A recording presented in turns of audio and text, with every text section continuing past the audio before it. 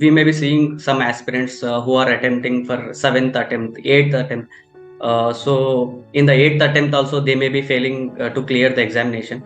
So what do you suggest for them? Will they need to see some backup plan, or keep on attempting these examinations? Yeah, it's a sad reality that around 10 lakh of people fill the form, around 5 to 6 lakh give prelims, and there's 99.9% filtration level at every stage. So it's really tough, and you just not have to be skilled or intelligent or hardworking enough, but your luck should also play a important factor. An average number of attempts which people generally take, effective attempts, I would say. So like if you remove my two attempts which were frivolous attempts, non-serious attempts, so I cracked the exam in 4 attempts. You can say that, right? Yes, sir. So average number of good attempts which a person requires is basically 3 or 4, or the other average 3 years of preparation. Even though those people who clear the exam in first attempt, most of them are like who have been preparing for 2 or 3 years, and they gave their first attempt and they were totally prepared. Initially, in the initial years, like for the first 2 years, I would say 2 or 3 years, everybody's circumstances are different, and eventually life hits you and you have to be responsible also, you have to earn also.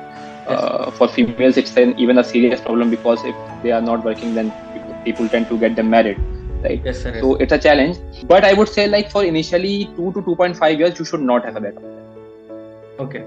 Why am I saying this? Because if you have a backup plan, then you won't be that much dedicated, because you will be always thinking, right, that I have something to fall back on. That should not be the case in UPSC. You should be having only one aim, that is to clear UPSC, and you should not be thinking about plan B. But yes, eventually life hits you, and the practicalities of life, and even like COVID taught us that life can become like, it can snap anytime, right? Yes. So these days, I would say like after 3 or 4, after 2 or like after third attempt, you should have a backup plan. Whatever you are good at, and any kind of employment, the kind of employment with which you can study also, that would be a better one. Sir, what would you suggest for an aspirant who has prepared for 2 to 3 years? He would be with very good knowledge. So what kind of opportunities you would recommend, or where he can go and explore apart from this civil services? The first one would be like his background, whatever his background is. If he or she is an engineer, then he or she can pursue engineering. It also depends on your age also, right? Leaving the age beside, I would say like there are a lot of opportunities in other exams.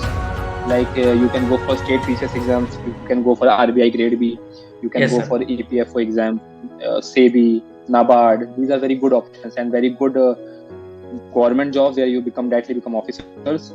And like RBI grade B is fantastic. Even I was giving RBI grade B in 2021. I failed by 3.5 numbers in the final list. My all India rank was 120, but it was waiting list 13, so I was not able to make it up into the system. But RBI grade B is very good. Except that, like if you have good knowledge and if you have at least attempt like 1 or 2 mains, then you can always start teaching in some of the coaching institutes, right? Yes. You can become like you can start giving sessions on YouTube. Like it's very tough, but like there are a lot of coachings who want some kind of cheap resources, so you can teach there also. Then based on your interest and based on your talent, you can do several things. There are not much things. Like that is where WorkX helps, right? Even after 4.5 years, like I was able to join Mahindra again when I requested them. But those who are freshers, they can find it very hard to work. But these are the options which I told you. We may be seeing